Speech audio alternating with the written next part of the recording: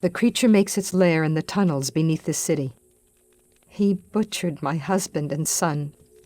I simply cannot bear to talk about it. This is the story of Radaments Lair and the quest's original appearance in Diablo 2. After initiating Act 2 and entering the desert oasis of Lutsko Lane, Atma will approach us with grim news. I don't expect this of you, but if you want to help me, I would be grateful. In the sewers below our city, there lurks a horrid creature that hungers for human flesh. The creature has killed many, including my son and my husband. If you destroy it, I will reward you. Please, be careful, though. That beast has taken enough from us already. The sewer entrance is through the trapdoor, just up the street. We cannot help but mourn the loss of Atma's husband and son, and can only imagine the horrors of living in a city where a flesh-eating beast lurks underfoot, hungering for human flesh.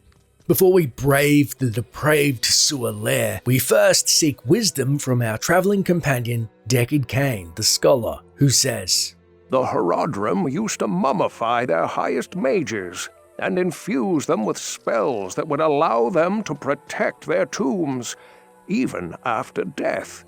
I have no idea why one of them would be acting so malevolently. Perhaps Drognan or Farah would know more about this." What a cursed thought. Cain's own kin, the Horadrim's best spellcasters, were gifted the ability to protect themselves in the afterlife. Clearly, we are but scratching the surface. Turning to our new ally, Drognan, whom Cain pointed us to for further guidance, who is also a researcher of everything Horadrim, he states, Farah and I have been talking about the creature recently.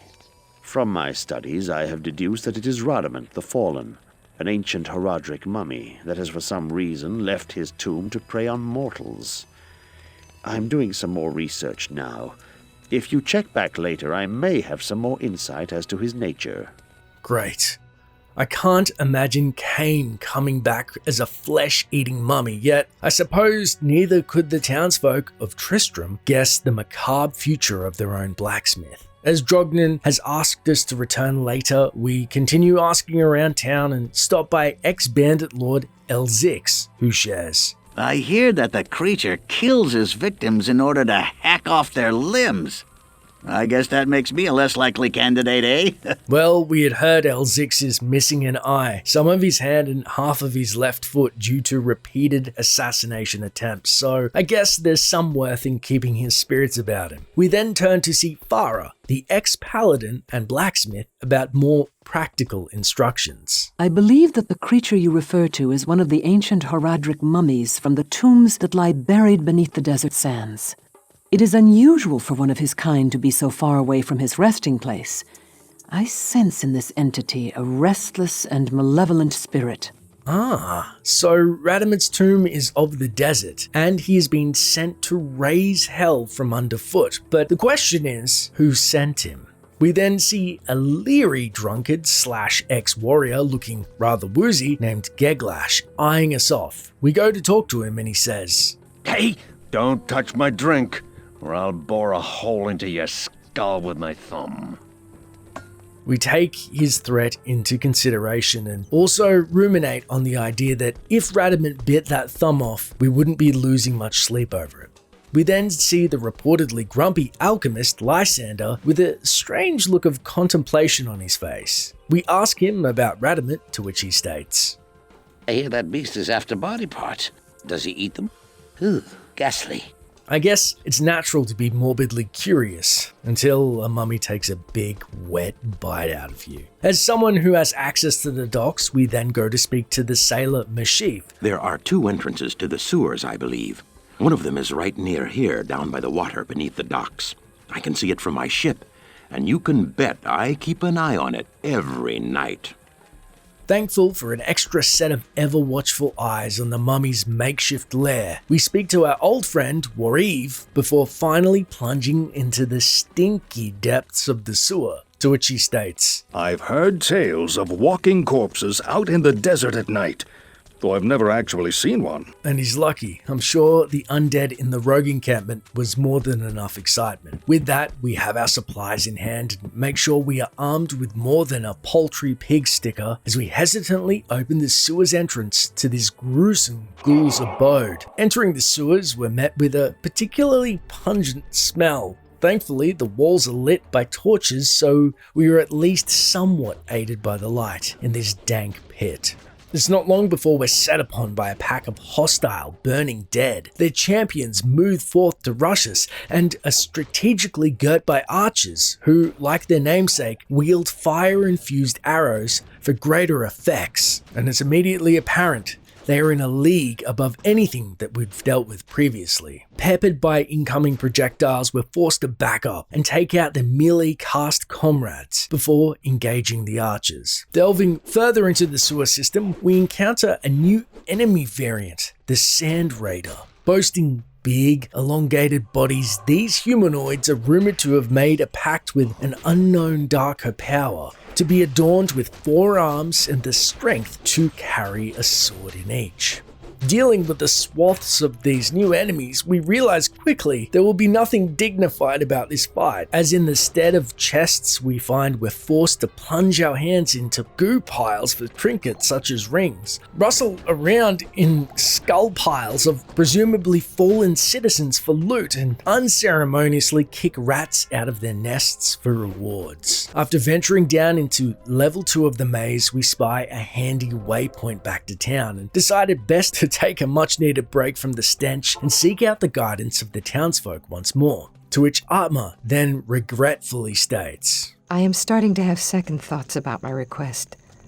I couldn't bear the thought of you losing your life on my behalf. Please be careful. Deckard Cain too has further insight into the dangers ahead. The Horadric mummies were created to protect the tombs, but Radament is far from his burial chamber. Given the aberrations that have been witnessed lately, it comes as no surprise that even the ancient Guardian's spells have begun to unravel. Be wary of this as you venture farther into the desert. Drognan's research has also brought further disturbing clues. I've just been reading something interesting about this sort of undead.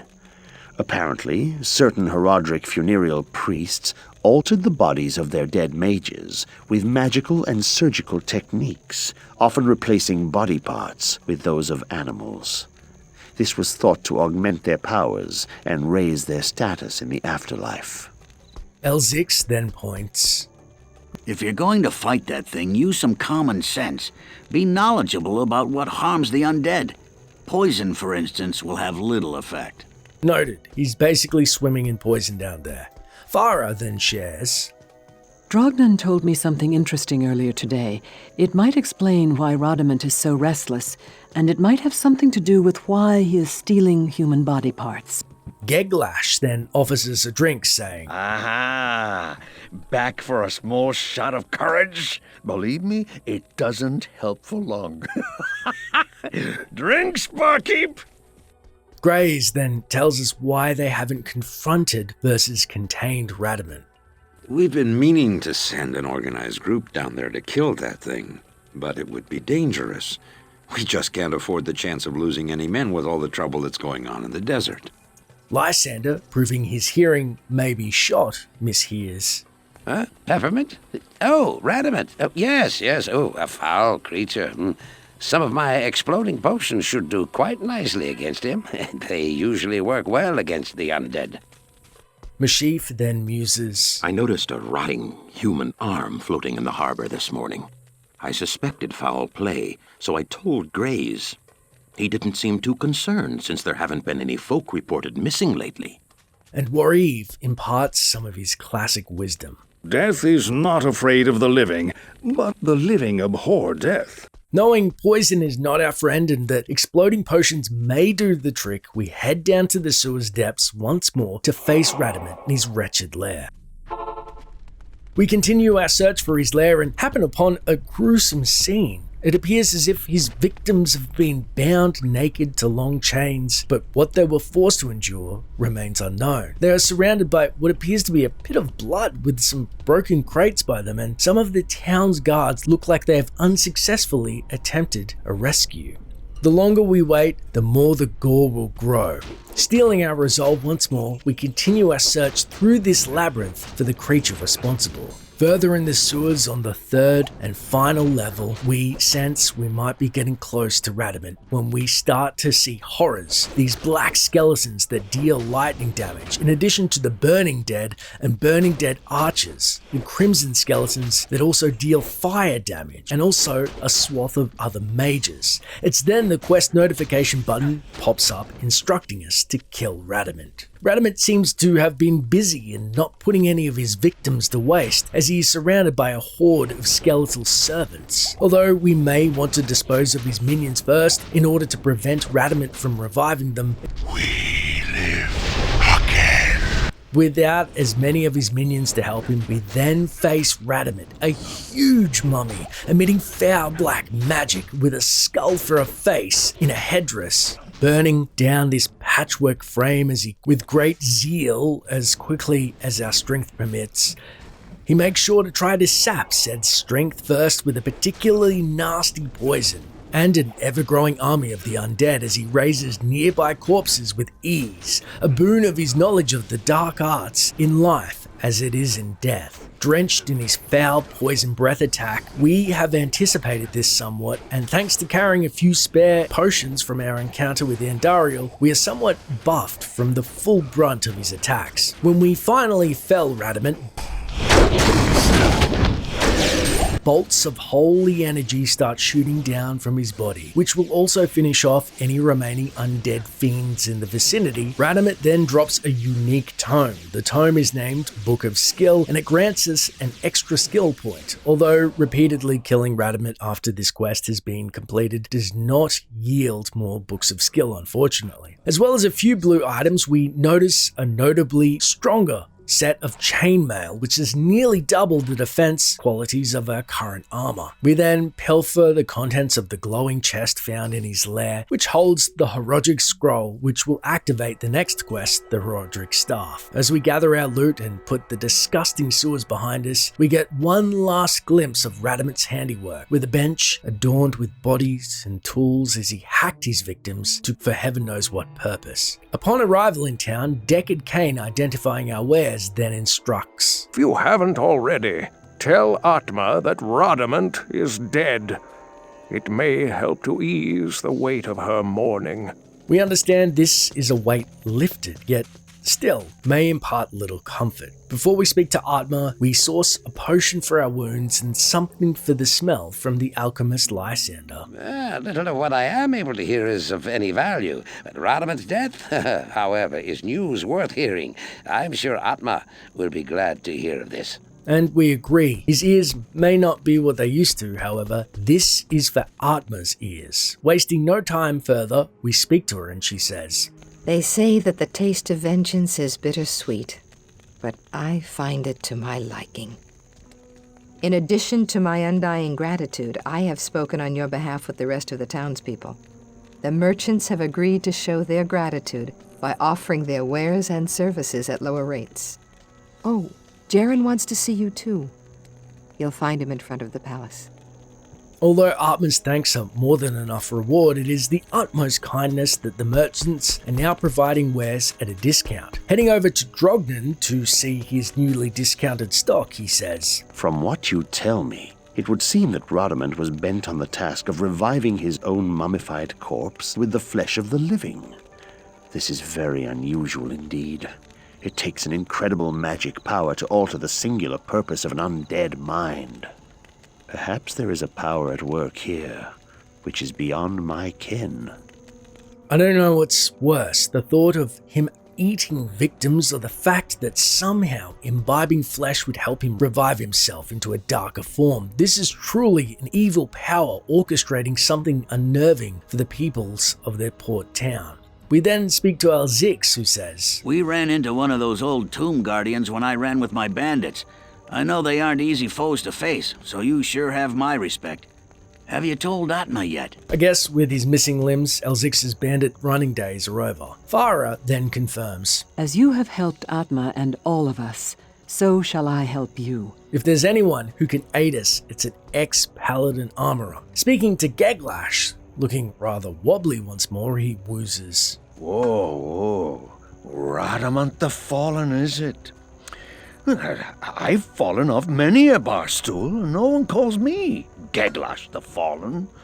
They might go so far as to say, Geglash, you've fallen. Geglash the Fallen. I like it. We pause to ponder on the thought of him falling off his bar stool, and collecting ourselves, we head over to Grace, who says, Greetings. You've killed Radament, eh? That's quite a nice piece of work. If you ever need a job as a mercenary, I'd be happy to sign you up. With a slight nod and thanks for the offer, we then finally speak to Wareve once more. Atma's been telling everyone what you've done for her. It seems true. No good deed goes unrewarded. Unfortunately, in Diablo, even if you're a servant of the light, or more specifically the Horodrim, your reward may not be the townsfolk accolades, but instead wearing a skin coat as you're rewarded with a restless undeath by a sinister primeval. That's it for Radaments Lair, but what did you think of the quest? Make sure to subscribe to stay up to date with upcoming lore videos out most weekdays at 7 PM PST. And if you want to further the conversation, my social accounts are linked. I'd love to chat, and we have a brand new Discord to celebrate lore, and we'll be running a Diablo 4 guild in which all are welcome. Thanks for watching, and until next time, Traveler.